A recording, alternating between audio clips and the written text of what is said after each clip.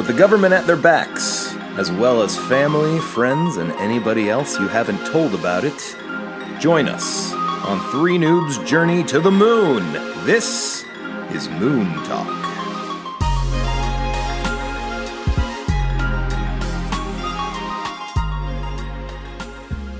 I am Captain Jones. I'm Clifton Holznagel. And this is Dale Andy. And here we are. So, Race to 1,000, how's that going for you guys? I'll start. I have my 400 XRP. I got $100 in Ripple, and last time we chatted, it was a total shit show. I had lost money. I was at 22. And then Ripple, out of fucking nowhere, just made my week. It's now trading at about 80 cents. Actually, hashtag check your blockfolio, because Ripple has just been doing so many nice things for my purposes this week. Let's hope it's still there. First time I'm checking it this morning. 75 cents. Okay. All right. That's not bad. So I am cashing in my... All right. So I am right now at 302. $302? I'm at $302. See, that's crazy, because you know what I was thinking is I moved a Litecoin over at the beginning, and if I just held onto that Litecoin during this crazy pop that just happened, it would be at about, $302. So you kept up with Litecoin. You're actually outpacing Litecoin right now. That's pretty incredible. The thing about this is, you got to be a hodling animal on the right hodls, because that's literally just been my strategy. I have not traded out of Ripple. When I found out about the coin and about what it's going to be doing with the banks... Alright, so Ripple had its huge rise. You know what that was in, I don't know if it was attributed to it, but the same time that Ripple shot from 25 cents to 80 cents, a Japanese bank and a Korean bank, for the first time in the history of money, traded between currencies to allocate their funds. Korean economy and Japanese economy. And that had a really good effect on the market. That has pretty much, sustained. I'm looking at the charts right now, and it's had a climb. It could be called a bubble, but it seems to have corrected, and, it's faring pretty well. So that's my hodl of the week. That's my coin of the week. I am all team Ripple. It's been a good one. I get a little bit of FOMO from Ripple because I was in Ripple to start my race, and I bought in at 20 cents. It shot to 25, and I sold. And I actually went into Neo, and Neo has been doing all right for me because I bought into Neo I think around $40, and now it's at 48.22. I'm looking at, which is good. But it's not as high as 51 in this week. But my total balance is 192. So I'm hitting the 200 mark. I'm not keeping up with Andy's, huge boost. Damn. Got a hodl. Well, listen, I was talking all this shit before this started. I was like, you know what? I might have the most money in this race. And I don't know what the fuck I was thinking, what planet I'm on, because I'm at like $150. Yeah, well, I was at 130, and now I'm at 150. I made some moves. I didn't make necessarily the right moves. I was holding Decentraland, MANA, and it was just not performing, and I did the wrong thing and sold it at a loss, and it went ahead and made a little run, and then but I bought into Lumens XLM, a good old friend, and which I had sold up at the top, and it came back down, and I bought some, and it's up pretty well right now, so that's cool. When did you buy that? Why did I buy it at? Let me see. This most recent time I got it at 13 cents, and right now 20 cents. 13 cents to 20 cents. And I bought like 360 of those. I sold out of salt too. I forgot I did that. Oh, no way. Salt wasn't doing it for you? Salt was moving, but not quick enough for the race. And so I moved out, and then they went ahead and popped up. I think my blockfolio is wrong because it still says I have salt. But when I checked my Binance this morning, I didn't. And I think I remember maybe I set a sell. Binance has been a problem for me. Binance has been kind of shitty because I've been it's like they chop off the dust. Like if you hit max, you don't end up selling the whole hold that you're trying to sell. You just end up it leaves like 0.5 or 0.005 of the coin just sitting in there. And then like in just in your wallet. It's so stupid. I haven't figured it out. I think I might have to like manually type in the whole number because I usually just hit max because I'm used to being able to do that, and it just leaves behind this dust. And also, you can't trade anything less than like $20 worth of crypto on there. I think I don't know if it's true for all coins, but for a few of the trades I've tried to make, it was for like because this was raised to $100 to $1,000. I was breaking it up into small chunks, and I tried to trade less than $20, and it wouldn't let me. So that was strange. But, it's moving along. XLM's doing okay. They also added on Binance this Super Bitcoin and Bitcoin X. And they gave you just, I don't know if they're forks or what, but it's like they paid it out like on a one-to-one basis or something like that. So I have like a little bit of this stuff. Like it's just sitting there, and you can't even trade it yet, and it doesn't have any actual Bitcoin value. I don't know. What I Very weird. discovered this week was Cryptopia. What's that? It's another exchange. Okay. And I only discovered because I was listening to a YouTube video, and the person was saying that there's this coin called Electronium, which I'm starting to be interested in, which is only on Cryptopia. And I was like, well, first of all, I've never heard of either of these words. So I'm going to go see what this is all about. And so shout out to Electronium because it's on one exchange, and eventually it'll be on more exchanges. And it's only, I think, 6 cents right now. What's their deal? What's their mission statement? The board of trustees. I don't know. Do you know anything about the technology? I don't know anything about Electronium. Okay. I just know there's 6 cents right now, and eventually it'll be on more exchanges. That's the way we're playing the game. Right? That is the way we're playing the game. Good to look into. Good look. EMC2 Einsteinium this week. Actually, I haven't even checked that. I'm just assuming that I am losing money off of this. I have 11, and the only reason I have this is because I had $16 left over and bought into it. For hey, actually, I made some money off of it. Nice. Bought it at like $1.75 or something instead of $1.90. So. Oh, all right. I might have a whole my gains on this one might be big enough to actually buy a sandwich at this point. like maybe even Subway. That's where salt was for me. I was like, sweet, $5.66 gains. Nice. Love it. So my coin of the week is going to be OMG. Because did you see OMG? Oh, did you see OMG though? OMG. That's my coin of the week too, man. Oh yeah, OMG, OMG. OMG shot up to $15 this week. It shot up to 15? Yeah, and what we bought in at I got in at like 9. Yeah, something like that. I probably bought in around 7 or 8. Oh, nice. And so that's a nice little profit there. Oh, it's at 14 right now. Yeah, it's been actually a good. I don't have like a ton of them, but I was stoked to see it actually move. Nice. Yeah. I was very excited about OMG. OMG in 2018, right? Yeah, that's what I hear. I also hear so OMG is really pushed by the Ether guy, and so it's a coin favorite for him, which means I've heard that it could be a coin favorite for Coinbase. So. All right. Yeah. So I think there's a lot of rushing around right now to pump coins that people think are going to be on Coinbase, including Ripple. Well, the Ripple coin, the reason that I'm... All right, so you, Phil, are the second person I've talked to this week that was griping FOMO because of selling out of Ripple. I heard a while ago that Ripple is the #1 coin to put on Coinbase because it's going to be the bank coin, and I'm thinking of it as... There's a hole being kind of engineered open into Coinbase through Ripple, which is going to get all of your mom's money, all your grandma's money, that Wells Fargo, Chase Bank, that mainstream banking, I think is going to start to slowly trickle in through Ripple once they put it on Coinbase, and that's going to go onto the markets, and that's where we're going to see a great rise in cryptos, and that's why I'm Ripple's still under $1. All right, yeah. Let me crack wise at you guys for a second.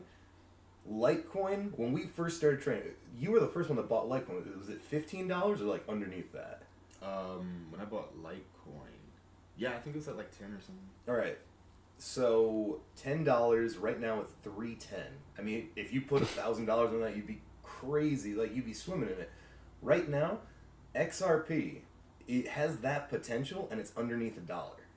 And even if it got to a third of what, or a sixth of what Litecoin's doing right now, imagine if you could buy that for $1. That's all I'm saying.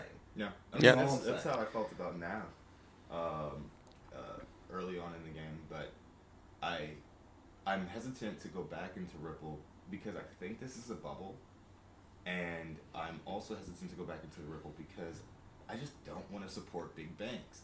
Like, that's not why I got into crypto, and so it's just like, it's a catch-22 because I really want the gains that I can see Ripple going to bring, but I just don't want to. See, the way I'm doing that banking issue, because like I feel you. My whole point is to like free up money, not to give banks more power. But the way that I'm viewing it is the second, I'm talking about that hole being open, that pipeline, like the Matrix or something.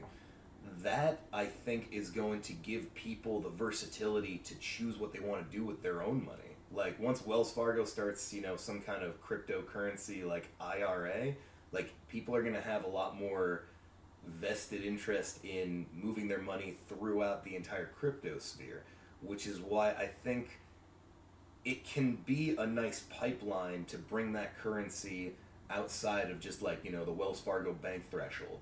I could be wrong. Totally, this could be me selling out and like, investing in like Enron or, Lockheed Martin, some shit company. I've heard that some Lockheed Martin's not a shit company. They do a lot of good things. I've heard that some hedge funds have started getting into it, and once that becomes a thing, started just buying into Bitcoin and crypto in general. But I had a question because I don't really know. I've heard you guys talk about it, but what is the real connection between big banks and Ripple? I mean, I've heard that it's a centralized currency, right? Yeah. So someone could have control of it. So it's the reason that Ripple is, I think, gonna be making its move is because it's the centralized version of Bitcoin, Litecoin, Ethereum, in the sense that I'm not going to claim to know what the centralization principle is, but I know that it's because of that ability to like track payments. There's no like dark money or anything that like made Bitcoin famous. Because of that, banks can trust it to I send you money and they have complete visibility on that money the way they do a credit card payment.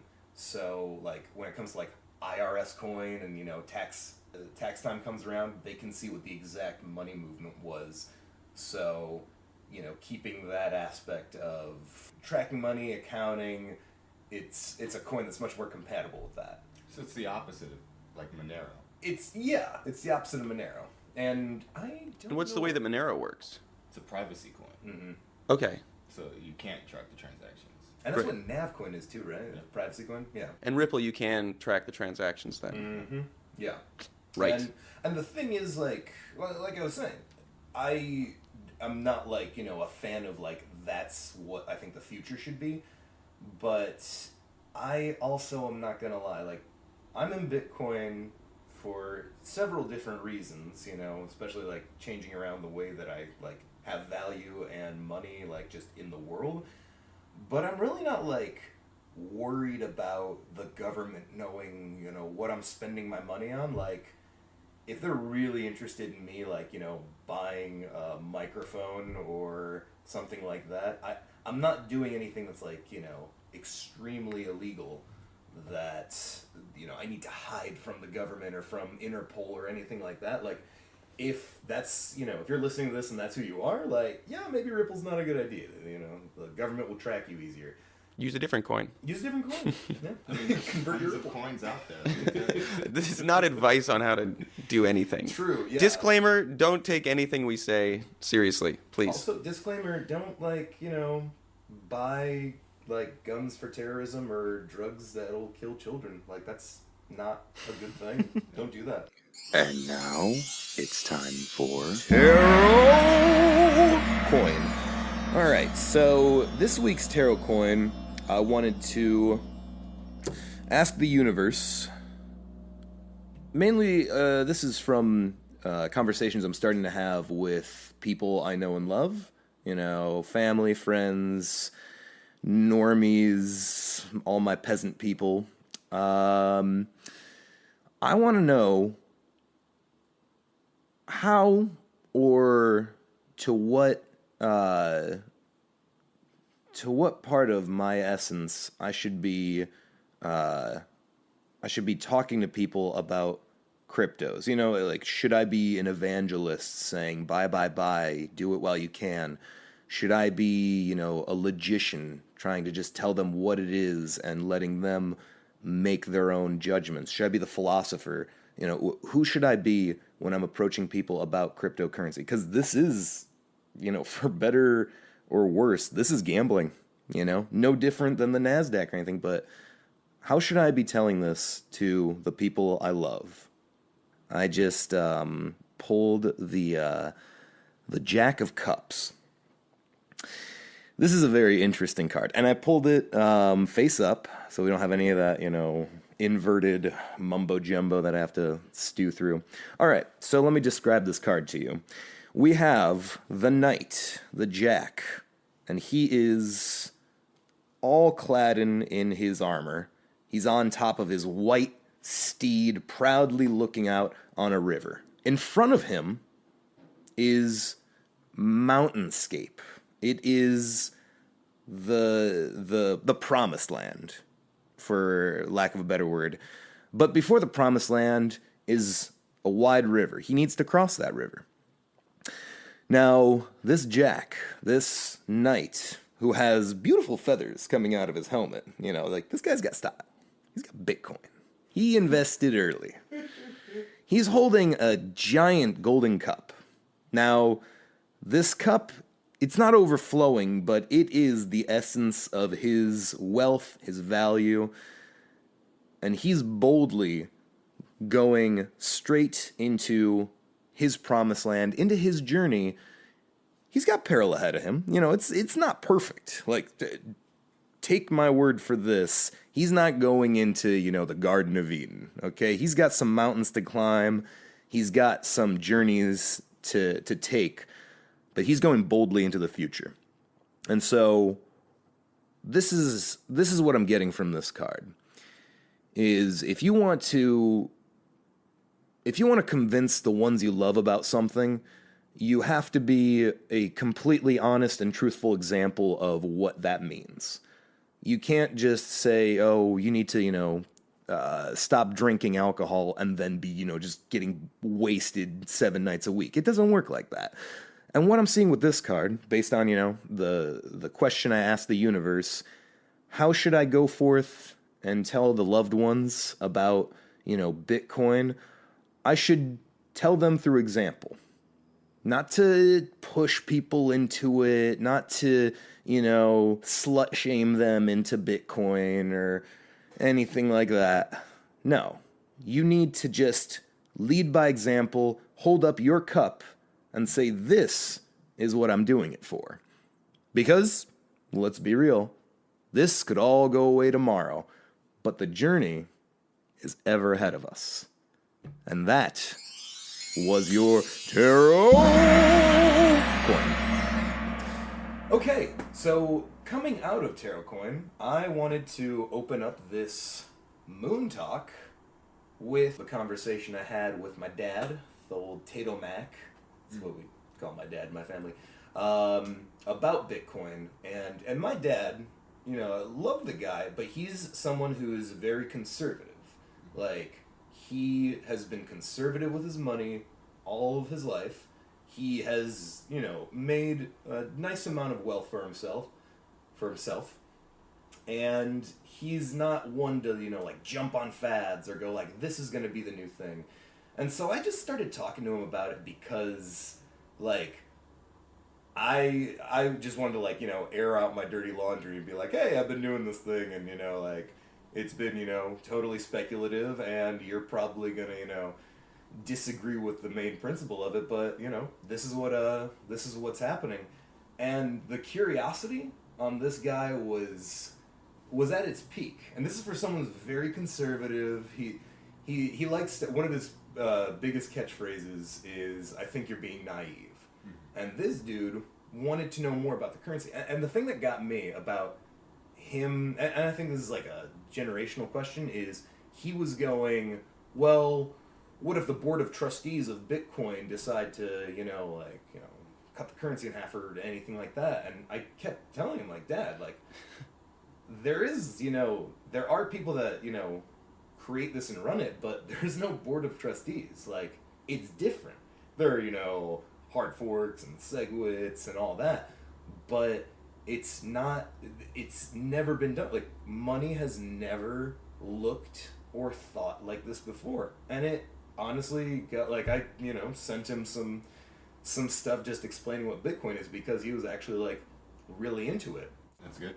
I mean, I love talking to people about this. I think that you really do want to be an example, and most people don't want to hear about Bitcoin, but they are interested, And I think it's also because there's so much enthusiasm around Bitcoin right now that makes people go around and tell everybody they know and talk about their gains and all that kind of stuff, and it's exciting.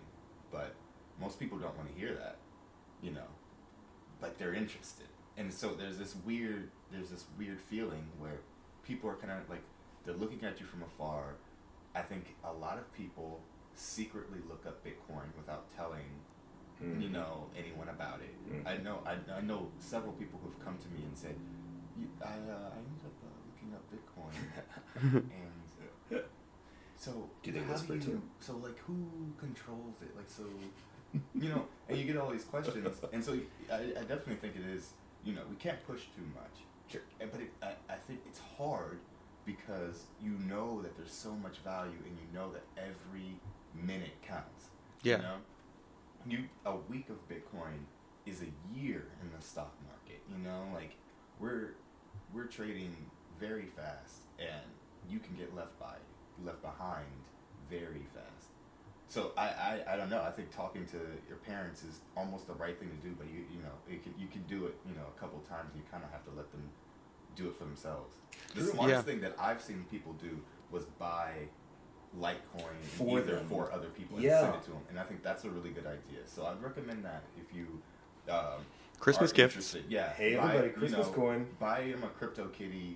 Buy them a little bit of VertCoin, which is reasonably priced, and that's true, probably will go up. Yeah, and yeah. I was talking to some family recently about this. My uncle was in town, and I was over at my grandma's house, and I finally kind of talked to him about it. I told my parents recently, but my uncle's been invested for a while in the stock market, and he said that when he talked to some stockbrokers and was paying to have them work with his money, they said that no one can really do it better than an index. It's not been proven that there's some way that you can invest your money in the stock market that's going to be better than just holding it in an index over time. And so he was like, well, why am I paying you to tell me that? And just has been kind of holding indexes ever since, and just been seeing steady gains. And my grandmother, who grew up during the Depression, was very much like, oh, that's that stuff you can't really hold, right? And I was like, you're right, Grandma, it's not. And I explained the blockchain a little bit, as much as I could, and the idea behind how it works, and that I understood that it is a stock market and there is crazy risk, but that I've never seen my money move this way or any way at all. And she was, she thought it was interesting, but she's like, oh no, don't go and lose all your money on this, and she was still skeptical. But they were accepting. It was cool, though, and it's good to hear this advice from older people who have been through markets before. There's been a lot of markets and a lot of market crashes throughout history. Like I said, the Depression, my grandma grew up right in the middle of that, and the stock markets had a lot of dips and falls, and there was the dot-com bubble. My uncle's a tech guy, so he knew all about that and lived through that, and then we all lived through the housing market crash. That's how, coming into adulthood, the housing market crashed. And so we have this idea that any market that grows very big very fast has got to crash at some point. And as much as we want to believe that that won't happen, or it won't be we're just seeing gains, there's all this history to say this, and all these older people who are giving advice to worry about that. Yeah, and so I guess the question really is, what's going to crash? What is the crash that we're waiting on? Is it crypto? I think it's the dollar. Because you could look at it two ways. You could say, oh my goodness, Bitcoin is in this huge bubble. It's got to crash at any moment now. But, if you could look at it the other way, and you could say, well, how is Bitcoin going up so fast against the dollar? The dollar is actually crashing against Bitcoin. And all world currencies. Though I will say that everything that we just described, the Black Friday crash that your grandma lived through, and the .com and the housing, the dollar has lasted longer than any of those things. That's true. Up and down. So that's I agree with you, but also I'm like, isn't that interesting? Did your uncle say oh, I invested in this and this during the .com bubble?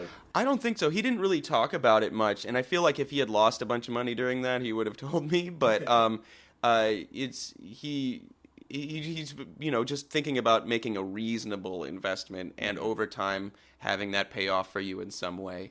And this whole trading thing too, and you can also think about it with trading within the cryptocurrency market. You could just hold Bitcoin. I was thinking, Bitcoin is almost like holding an index in cryptocurrency in general, because everything's price is in Bitcoin, and its dollar value is based off of its Bitcoin value then converted to dollar value. So it's you could just hold Bitcoin and just hold on for the ride. Probably the safest. Well, maybe the safest. Day trading's for suckers, right?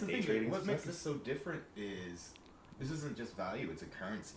So eventually, these things will be used as currency. So the question is, the dollar has held strong against all of those crashes, but can the dollar hold strong against technology? We're not talking about an independent market separate from the dollar. We're talking about a direct competitor with the dollar.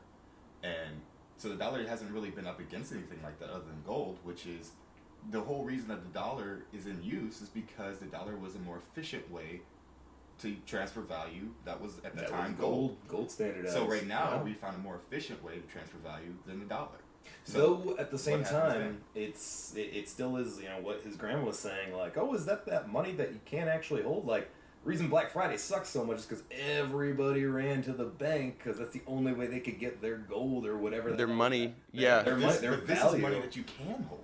Unless you can't get on the website. You're holding dollars in the bank. Oh my This is God. money that you can put on a hard drive and store in a safe somewhere. Oh my God! So net neutrality happened this week, or the crappy frickin' thank you Ajit Pai, you nose with a face attached. Don't Jesus. worry. Ether is a way around the internet. We're gonna fix this. Regardless, as soon as that happened, I don't know if it was a political statement or if Bittrex Trading decided to just poop out for a second, but that day I tried to log on 5 times in a row, and it was you have been selected to not be allowed to go on Bittrex. And I got a 404, and I was freaking out. I'm oh my God, is this the end of my money? The fuck? Yeah. And then 5 tries later it let me go on, and it was not an issue, but I'm this could be what they were talking about if this is what net neutrality repeal means. That's really scary. I did want to say one thing. This is going back to the bubbles and everything. So my dad was telling me about how he did the .com. He invested in Microsoft and everything, and he was laughing when I was telling him about Bitcoin because he's your grandpa. This has been the 50s. Your grandpa put a lot of investment into Kodak and Xerox, and he built a really nice house off of that. But he was saying, it's all about timing. Because you can have Kodak and Xerox from 1950 stock and be swimming in it, but if you don't sell any of that currency before 1980, your stock goes from $150 per share to $17 per share. And then you're like Blockbuster in 2017, like, thanks for all the free t-shirts, but that's what we got for you. Well, and that's the weird thing about Bitcoin is, in this space, ancient. It's a very... That's so crazy. It's 2009. not a real feasible currency. It's not a feasible cryptocurrency.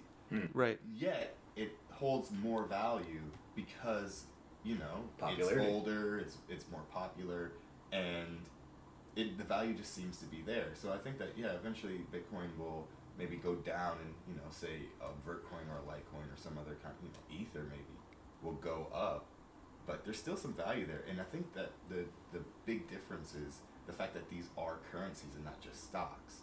So, they're liquid in a way that nothing like this has been liquid before. And I would like to add that with this whole cryptocurrency stuff, it's not like storing your money online, and that's why I would advocate to take your money off of the exchanges as fast as you can. Yeah. Have a hard wallet, because having cryptocurrency is not like having some weird thing that you can't touch. Cryptocurrency is something that you can touch. Cryptocurrency is something that you can store on a hard wallet or some kind of device or on your computer even. But you can actually store it and you can have it. That means that you have accidentally all of throw your it money out in your house somewhere. So there is no running to the banks to get your money. That's what's happening now. So cryptocurrency solves that problem. Yeah, but you can't take that wallet to Papa John's and I just started getting wallets on my computer because I was thinking about. I just started getting wallets on my computer because I was thinking about the idea of running on a bank, and I was thinking about Bittrex and Coinbase. They're like banks. If you don't have your private wallets, it's no better than having your money in Chase and then Chase saying, no, you can't have your money, because Bittrex shuts down all the time. You still can't send NAV out of Bittrex. They won't let you. Bittrex, get on that. Yeah, it's some bullshit. And so I'm trying to pull it all off because at some point they might just say, I can't have it. Or, what if there is a run on Coinbase or a run on Bittrex? Who's to say how much cryptocurrency they actually have? Yeah. I don't know. I don't know if you can find that out. I looked a little bit. I didn't find anything.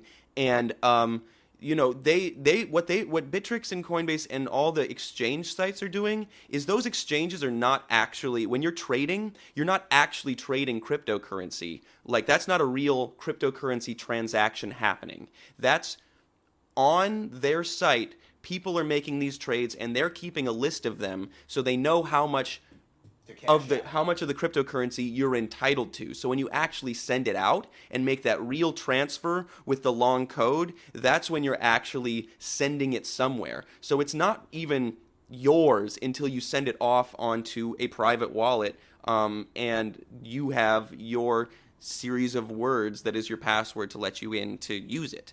So keep that in mind as you're trading. That's a great thing to tell everybody. And something like, I have not taken that advice yet, so we're all learning, everybody. That's what this show is about. Like, you teach us, we'll teach you. You rub our back, we'll pay you $60 for a massage. And if you hear us say something that's completely untrue, please send us an email and correct us. We will totally read it. Yeah. And maybe put you on the show and give your full name, maybe your address too. Yeah. That's how we run things. Send us your private keys. Wild Don't. card. Yes, and if anything that we say entertains you or delights you, or maybe we give you a tip and you make some money, hey, tickles your we face. accept donations. Yes. All right, I'm Lord Phil Bajer. I am the King of Switzerland, Clifton Holznagel. And I'm Peasant Andy. And this has been MOONTALK. Follow us on Twitter and SoundCloud at MOONTALK Podcast, and email us at moontalkpodcast@gmail.com.